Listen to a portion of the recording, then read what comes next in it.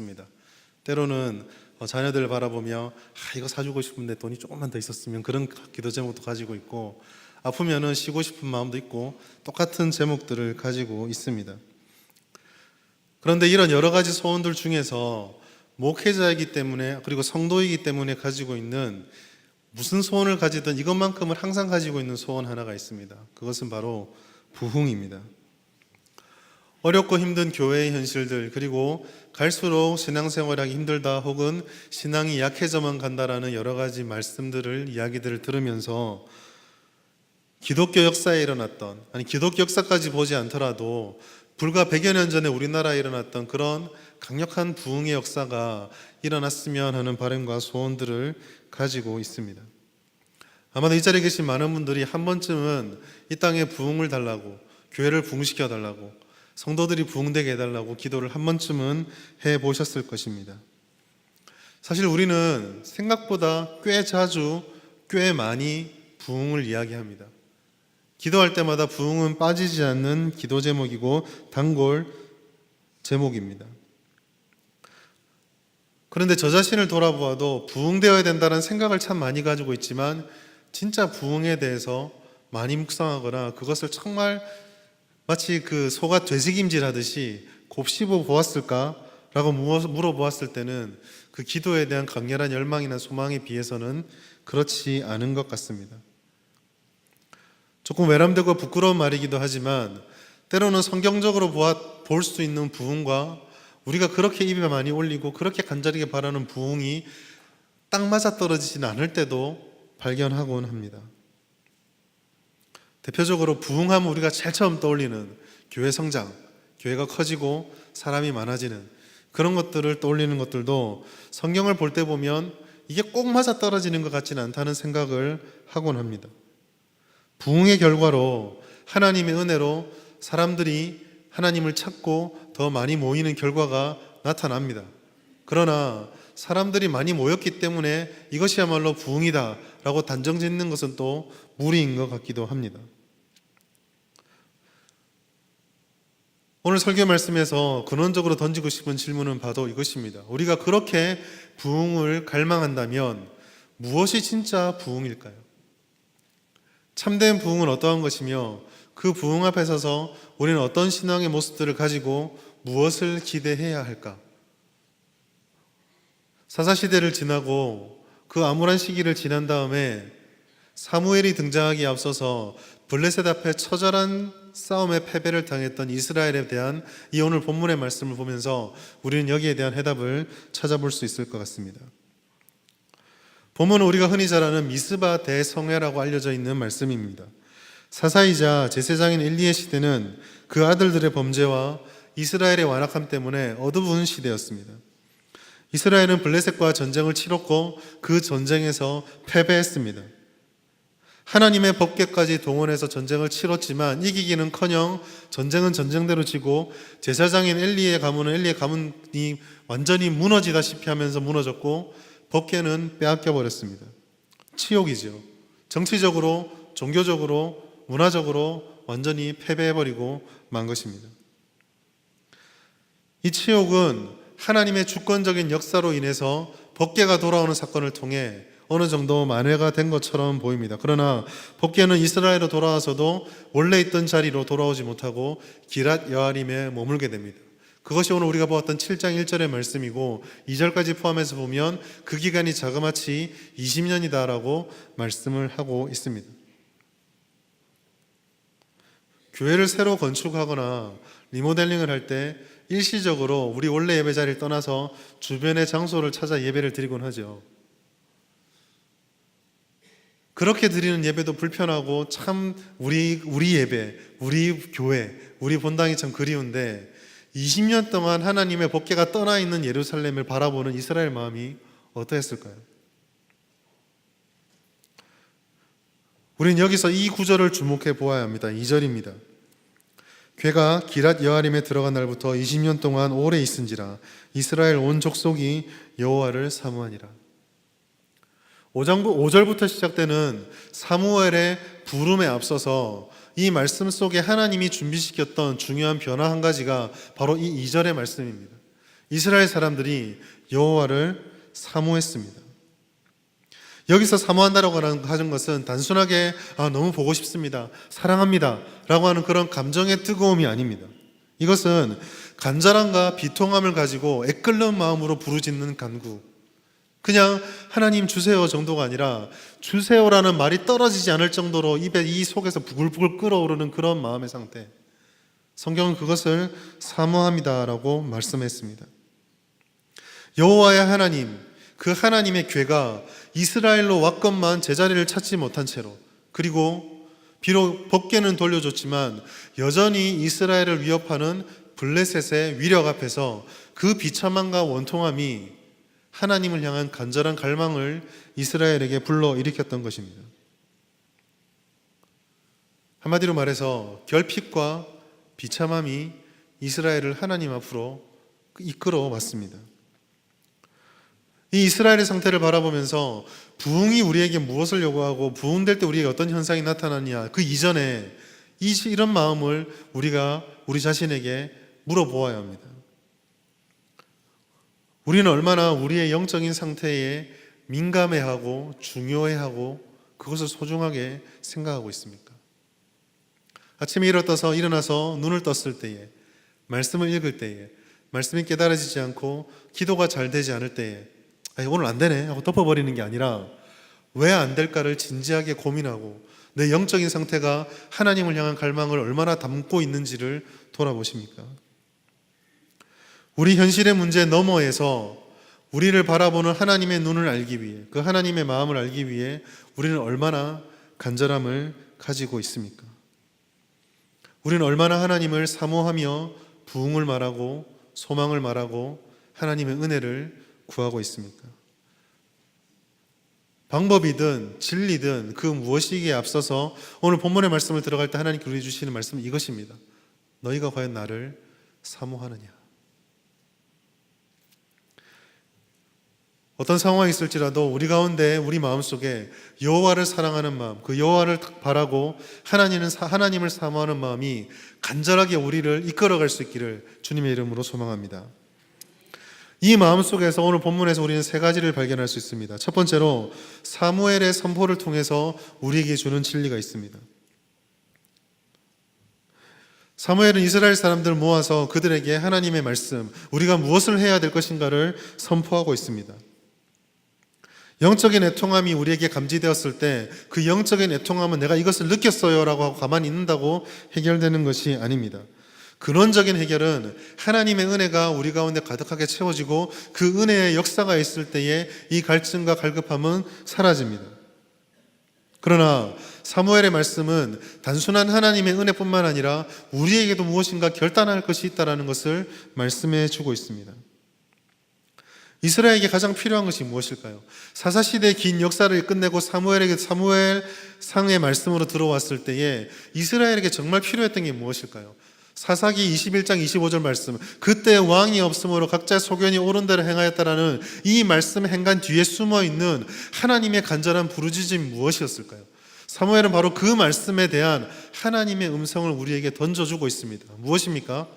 여호와께로 돌아오라라는 말씀입니다. 3절 말씀, 너희가 전심으로 여호와께 돌아오려거든. 너희가 전심으로 여호와께 돌아오려거든. 무슨 말입니까? 여호와께 돌아와야 한다는 것이죠. 눈을 향해서 애굽을 향해, 세상을 향해, 바알을 향해, 아스타롯을 향해서 돌려져 있는 그 눈을 돌이켜서 이제는 여호와께 돌아올 때라는 것입니다. 너희들 마음속에 하나님을 향한 애통한 간구와 사모가 생겼지만 그 생김을 가지고 어찌할 거라고 가만히 있는 것이 아니라 이제는 여호와께 돌아와야 한다는 것입니다. 사무엘은 이것을 위해서 세 가지를 요청하고 있습니다. 첫째, 우상을 제거해라. 두 번째로, 마음을 여호와께로 향해라. 셋째로, 그만을 섬기라. 세 가지를 말하고 있지만 이 세 가지를 곰곰이 묵상해 보면 결국은 하나입니다. 엉뚱한 것, 잘못된 것에 우리 마음 빼앗기지 말고 오직 여호와 하나님만을 섬기라는 것이죠. 이스라엘이 섬겼던 우상이 무엇입니까? 사무엘은 바알과 아스다롯을 제거하라고 되어 있습니다. 바알과 아스다롯은 대표적으로 생산과 풍요를 관장하는 신입니다.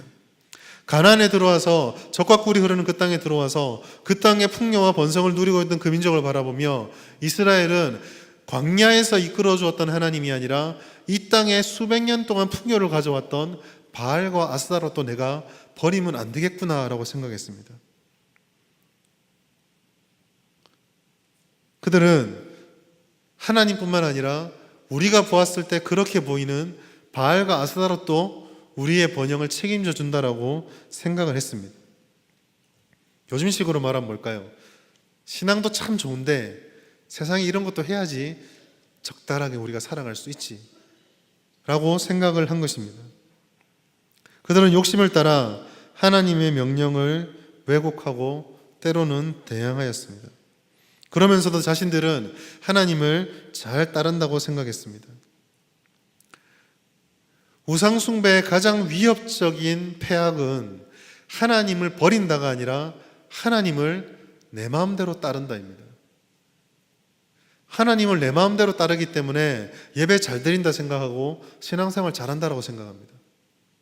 이만큼 기도하고 이만큼 예배드리고 이만큼 헌신하고 이만큼 봉사하니까 나는 큰 문제가 없을 거야. 비록 양심 한쪽 구석에서 이건 좀 아닌 것 같은데 라는 생각이 든다 할지라도 다 이 정도는 하니까 괜찮을 거야 라고 오해와 왜곡을 가지게 된다는 것이죠. 결국 그들은 무엇을 잃어버렸습니까? 젖과 꿀이 흐르는 땅에 들어와서 젖과 꿀이 흐르는 그 약속을 받기 위해 하나님뿐만 아니라 바알과 아스타롯을 섬겼지만 블레셋과의 전쟁을 통해서 명명백백하게 드러난 것은 그 땅의 번영과 풍요를 잃어버렸다는 것이죠. 뭘 그렇게까지 생각할 것이 있어 라고 할지 모르겠지만 그 결말은 어떻게 됩니까?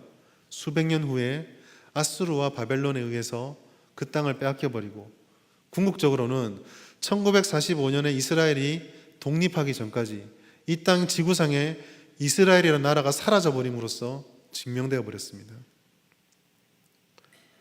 사무엘의 선포의 내용은 분명합니다. 출애굽기 20장 3절에서 6절까지 말씀을 좀 길지만 함께 보도록 하겠습니다. 같이 읽겠습니다. 시작.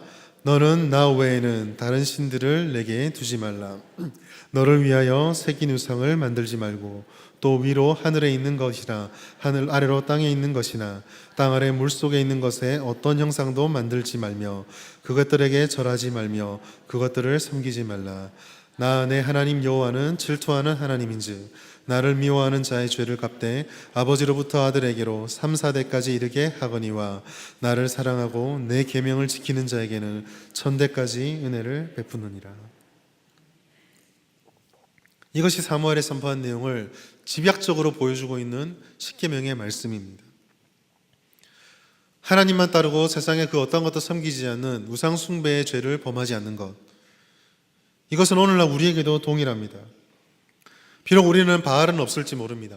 아스타롯은 없을지 모르지만 우리 마음속에 하나님보다 더 소중하게, 하나님보다 더 급하게, 하나님의 말씀보다 더 진리라고 믿는 그 무엇이 있다면 그것은 우상입니다. 하나님의 말씀, 사무엘을 통해서 말씀하시는 하나님의 음성은 우리들에게 그것을 버리라라고 분명하게 말씀하고 있습니다. 하나님의 부르심은 하나님을 향한 전적인 신뢰와 의존을 요구하고 있습니다. 하나님을 따른다라는 것은 우리 내적인 마음의 신뢰, 지향, 그것과 함께 외적인 결단, 삶이 동반되어야 됩니다. 믿습니다라고 하는 믿음은 믿는 것을 드러내는 삶으로 연결되어야 한다는 것이죠. 제가 오늘도 깜빡했네요. 우리 오늘 2018년에 우리의 구호처럼요. 주여 말씀하옵소서. 바로 이것이 사무엘이 우리들에게 요구하고 있는 하나님의 말씀인 것입니다.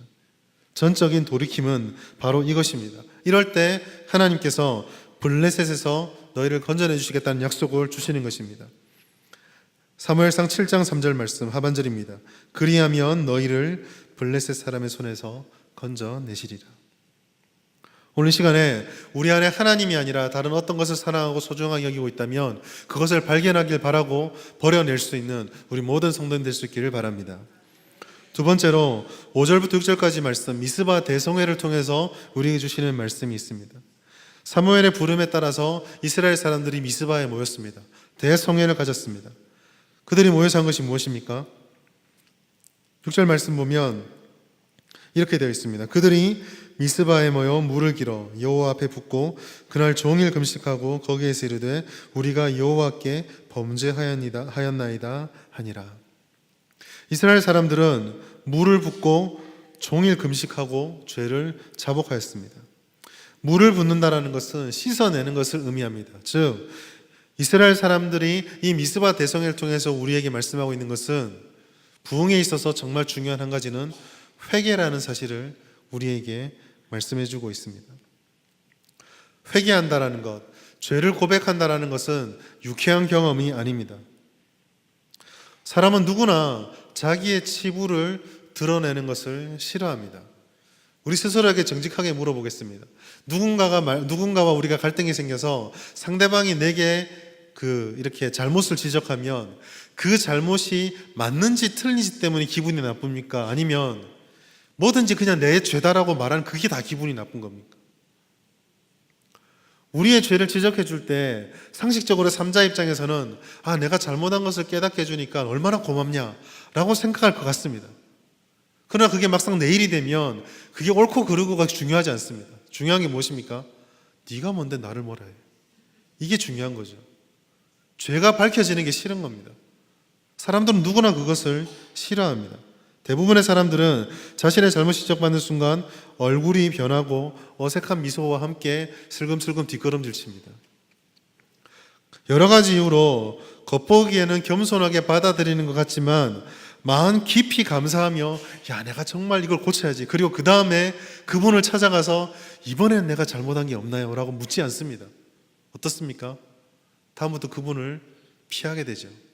5층에 밥 먹으러 올라갔다가 그분이 있으면 뒤로 싹 돌아 딴 데로 나가고, 괜히 6층으로 갔다가 5층으로 갔다가 오늘은 입맛이 없어 그러고 내려가고, 그게 우리의 연약한 모습입니다.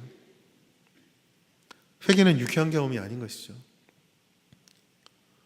그래서인지 우리가 은혜와 부흥을 얘기할 때 많은 경우에 우리는 은혜 받았다, 부흥이 왔다 그러면 괄목할 만한 결과나 혹은 뭔가 짜릿한 경험을 생각합니다. 하나님 은혜를 주셔서 기도하는데 머리끝부터 발끝까지 불타는 것 같았어요. 이런 게 있어야 좀 부흥이 된 것 같고 은혜 받은 집회인 것 같이 생각을 합니다. 물론 하나님의 역사와 부흥이 있을 때 그런 경험이 있습니다. 성경에 나타난 많은 기록들과 기록 역사에 나타나는 많은 부흥의 순간들의 기록들을 살펴보면 분명히 그런 경험들이 있습니다. 그러나 그것만이 전부는 아닙니다. 오늘 2부 예배 때 목사님께서 이 말씀 구절을 쓰셨는데 저도 이 말씀 구절을 좀 써야 되겠습니다. 이사야서 6장 5절 말씀입니다. 같이 한번 보겠습니다. 함께 읽겠습니다. 6장 5절 시작. 그때 내가 말하되 화로다 나여 망하게 되었도다. 나는 입술이 부정한 사람이요 나는 입술이 부정한 백성 중에 거주하면서 만군의 여호와이신 왕을 배웠음이로다 하였더라. 만군의 여호와이신 왕을 배웠음이로다. 이걸 한마디로 표현하면 무엇입니까? 은혜 받은 거죠. 지금 우리가 이렇게 예배드리고 제가 또 이 예를 드는데 설교하고 있는데 하나님께서 갑자기 여기에 팍 나타났습니다. 하나님 봤어요. 다른 설교가 필요 없지 않겠습니까? 소위 말해서 은혜 받은 겁니다. 기쁘고 즐겁고 짜릿짜릿하고 뭔가 찌릿찌릿하고 이럴 것 같습니다. 그런데 이사야의 고백이 무엇입니까? 큰일 났다. 나 망하게 됐다. 좀 속된 말로 우리식으로 표현하면 나 이제 죽었다. 왜 그렇습니까? 하나님이 무서워서요? 제 생각에는 이사야는 하나님의 지극한 순결함과 지극한 선하심 보는 순간 자기의 처절한 죄악됨을 자각하게 된 것입니다. 그리고 바로 이것이 성경이 말씀하고 있는 부흥의 경험 중에 하나요, 회개입니다. 따라서 죄인이 자신이 무엇이 잘못됐는지 그리고 하나님 앞에 회개할 수 있게 되었다는 것은 바로 그 자체로 은혜이고 부흥의 순간입니다.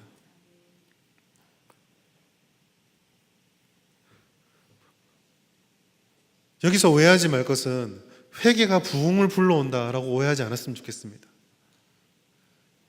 음악이 막 흐르고 앞에서 기도 인도자가 뜨거운 열정으로 기도하면서 우리를 회개의 자리를 요청할 때에 그 회개가 하나님의 부흥을 가져오는 것은 반드시 그것을 허락해 주는 것은 아닙니다. 2절 말씀에 보면 이런 회개가 있기 전에 하나님께서 그들에게 애통하는 마음을 주셨음을 분명하게 말씀하고 있습니다. 회개는 하나님의 말씀, 하나님의 은혜와 하나님의 깨닫게 해주심으로부터 시작되는 거룩한 역사이지만 동시에 회개는 우리의 입술로 고백하는 실질적인 실천도 요구하고 있습니다. 우리는 오늘 이 말씀을 자세히 살펴보며 우리 자신을 돌아보아야 됩니다. 예수님을 믿으시죠? 대답할 가치가 없는 질문인가요? 우리는 모두나 다 예수님을 믿기에 이 자리에 예배하러 모였습니다.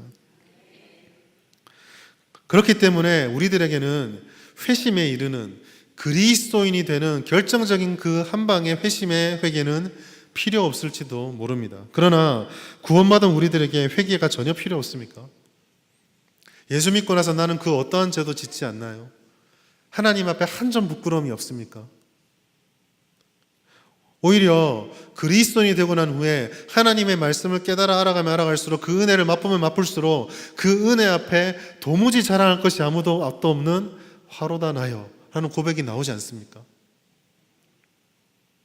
그렇기 때문에 예수님께서 말씀하신 것처럼 우리들에게 회개의 요청은 그 어느 때보다 더 강력합니다. 우리는 날마다 발을 씻어야 됩니다. 말씀을 따라 우리 자신을 돌아보고 날마다 우리 자신을 그 말씀의 거울 앞에 비추어 깨끗하게 만들어 가야 합니다. 죄가 우리를 넘보지 못하도록 회개하며 죄와 싸워가야 합니다. 깨닫지 못하는 것이 은혜는 아닙니다. 옛말에 모르는 게 약이다라는 말이 있지만 회개에 있어서는, 죄에 있어서는 모르는 게 병이고 아는 게 약입니다. 오늘 우리 스스로 이 질문 앞에 답을 했으면 좋겠습니다. 우리는 날마다 얼마나 우리의 죄를 두려워하며 우리의 죄를 씻기 위해서 노력하고 기도하고 계십니까? 회개는 단순한 고백, 내가 잘못했어요 라고 하는 단순한 고백이 아닙니다. 그것은 죄의 영향력에 빠져서 의존했던 하나님이 아니라 다른 것에 의존했던 모든 것을 내려놓고 오직 하나님만을 따르겠습니다 라고 결단하는 방향전환입니다. 방향전환이기 때문에 적절하게 두 다리를 거칠 수 없고 완벽하게 하나님께로 돌아와야 하는 전인격적인 것입니다. 말로만 잘못했어요가 아니라 그 다음부터는 그 죄를 짓지 않기 위해서 때로는 정말 숨이 헐떡거릴 것만 같은 그런 삶이 뒷받침되어야 하는 것이 회개입니다. 그렇게 할 때 우리는 우리에게 은혜를 주시고 또한 부흥을 통해서 깨닫게 해주셨던 그 은혜를 새롭게 하시고 풍성하게 하시는 하나님을 경험하게 되는 것입니다. 전신전력의 회개, 그 회개가 우리 가운데 날마다 드려질 수 있기를 주의 이름으로 축원합니다. 마지막으로 그 결단의 결과로 하나님 주신 약속이 있습니다. 오늘 13절 말씀 보면은 하나님께서 이렇게 말씀하고 있습니다. 이에 블레셋 사람들이 굴복하여 다시는 이스라엘 지역 안에 들어오지 못하였으므로 여호와의 손이 사무엘이 사는 날 동안에 블레셋 사람을 막으시매. 이것이 오늘 하나님께서 회개와 진정한 의존을 가진 그리스도인들에게 주시는 하나님의 약속입니다. 흔히 우리는 영적 각성이 있고 난 다음에 어떠한 어려움도 없이 만사형통되기를 간절히 바라고 있습니다. 그러나 오늘 본문은 그러한 기대가 반드시 그런 것이 아니다라는 것을 우리에게 말씀해 줍니다. 성회를 개최했습니다. 온전한 헌신이 드려졌습니다. 예배가 회복이 되었습니다. 그런데 그 이후에 따라온 것은 기랏 여야림에 있었던 법궤가 제자리를 찾고 블레셋이 내가 잘못했습니다라고 무릎 꿇는 것이 아니었습니다. 오히려 그 반대였습니다. 한자리에 모여서 금식하며 진이 빠져있는 이스라엘 사람들을 바라보며 지금이야말로 전쟁의 적기다라고 블레셋이 판단했습니다. 쳐들어왔습니다. 이스라엘은 이제 난리가 났습니다. 이길 수가 없거든요. 금식을 했기 때문에. 그리고 한 군데 모여서 전쟁 준비가 아니라 집회하러 왔기 때문에 싸울 수가 없었습니다. 우리가 생각할 때 이렇게 영적으로 예배드리면 잘못이 없어야 되는 것이 아닙니까? 제가 저희 교회 온 지 부임 한 6개월 정도 됐는데 아직까지도 저 전투기설이 적응이 안 되거든요. 하나님의 예배드리는 이 백성들 하나님 기뻐하신다면 적어도 주일날 예배드릴 땐 좀 안 날아다녀야 되는 거 아닙니까? 보란듯이 날아다니고 있잖아요. 적어도 이스라엘 블레셋이 이제 쳐들어오진 않는다 할지라도 이때만큼은 아니어야 되지 않겠습니까? 그런데 보란 듯이 이때에 쳐들어왔습니다. 우리가 어떤 기도의 순간, 어떤 영적인 결단을 하고 이런 집회를 가지면 우리 마음속에 기대함이 있습니다. 그것이 어떠한 우리의 결심이 외적인 결과로 나타났으면 좋겠다라는 기대입니다. 40일 금식 기도를 드렸습니다. 배가 딱 달라붙어가지고 피골이 상접해서 비틀거리고 집에 내려오면 갑자기 남편이 나를 붙잡고 여보, 사업이 대박이 났어. 이런 게 있으면 얼마나 좋겠습니까? 말하던 자녀가 갑자기 들어와서 어머님, 내가 다음 주부터 예배를 한번 잘 드려보겠습니다. 얼마나 좋습니까? 그런데 그렇게 비틀고 들어왔는데 밥 줘. 집안 꼴이 이게 뭐야? 이런 것들이 자꾸 벌어지는 거죠. 자녀는 여전히 말을 듣지 않고 여전히 내가 기도했던 문제는 해결의 기미가 보이지 않습니다.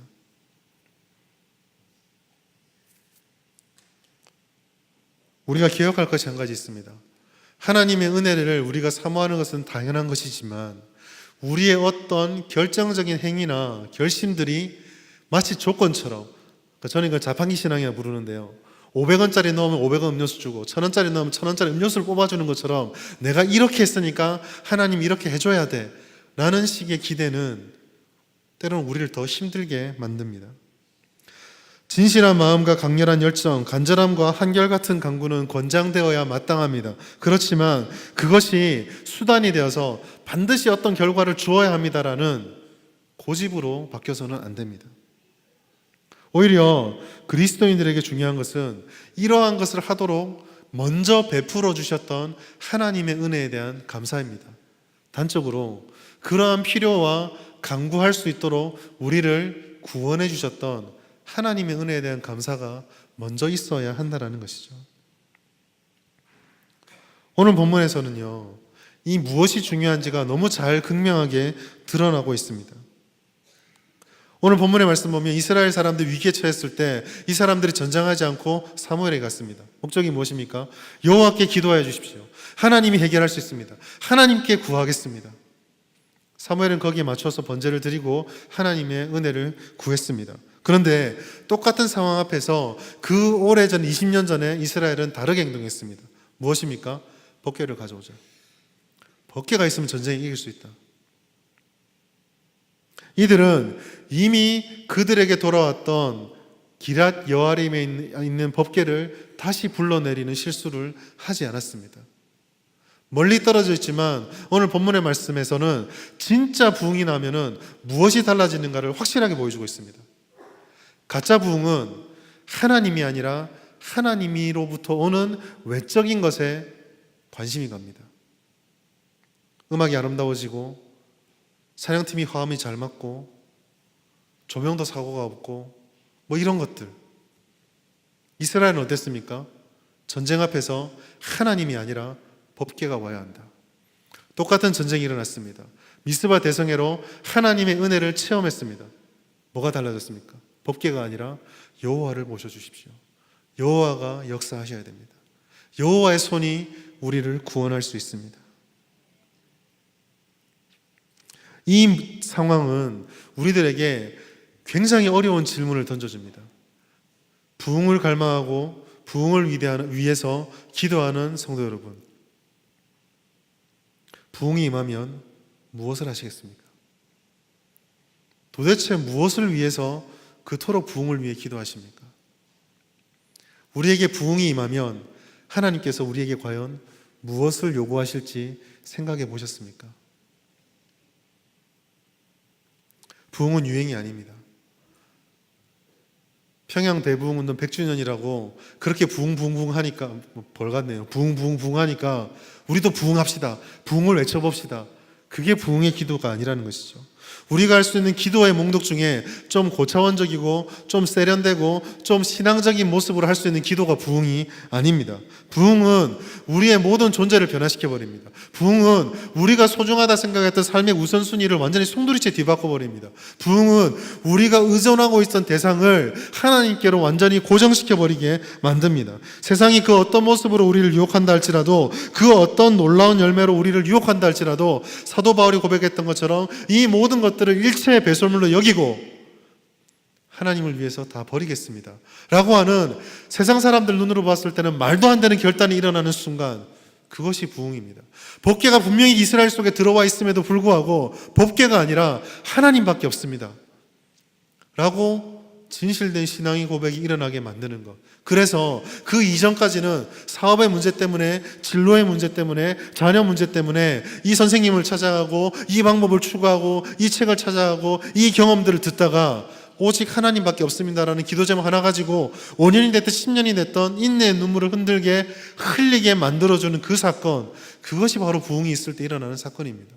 사람들이 누구나 이 방법을 써야 합니다, 이 길로 걸어가야 됩니다라고 말할 때에 하나님이 아닌데 라고 말했을 때 모든 사람도 우리를 향해서 야, 이 바보 같은 사람들아, 그게 아니다라고 계속 얘기합니다. 그때에 무슨 말인지 알겠지만 하나님이 원하지 않아요 라고 말하며 모든 사람이 걸어가지 않는 가시밭길을 걸어갈 수 있게 만드는 것, 그것이 부흥입니다. 오직 하나님만으로 만족하는 일체의 비결을 배우고 실천하기를 결단하는 것. 그렇기 때문에 부흥은 한 번의 집회가 와서 내 마음이 뜨거워졌어요, 찬양들을 기도하면서 눈물 쫙 흘리면서 하나님이 나를 사랑해 주는 것 같아요 라고 하는 그 순간이 아닌 것이죠.